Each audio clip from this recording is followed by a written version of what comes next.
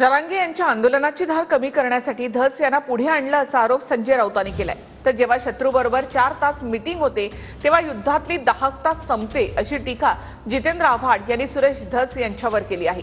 यावर भाजपकडून मंत्री चंद्रशेखर बावनकुळे यांनी प्रत्युत्तर दिलं। विषय भरकटवण्याचं काम कोणीही करू नये असं बावनकुळे म्हणाले। मनोज जरांगे पाटील यांचं जे नेतृत्व उभं राहिलं मराठा समाजामध्ये आणि त्यांनी जे आंदोलनाला सुरुवात केली होती पुन्हा एकदा निवडणुकीनंतर त्या आंदोलनाची धार कमी करण्यासाठी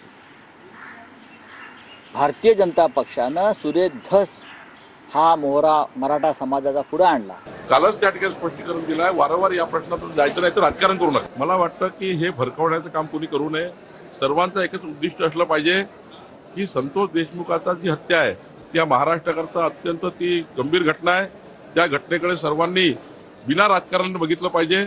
या घटनेचं राजकारण होऊ नये। ज्याला तुम्ही शत्रू मानून त्याच्यावर हल्ला करत होतात त्याच शत्रूबरोबर जेव्हा तुम्ही 4.5 तास बसता तेव्हा तुमच्या युद्धातली सगळी दाहकता तीव्रता संपते। सुरेश धसचा वापर जरांगेंचं महत्त्व कमी करण्यासाठी बघा, सुरेश धस हे चांगले वक्ते आहेत। सुरेश धस हे एखाद्या मोठ्या जनसमुदायाला खिळवून ठेवू शकतात।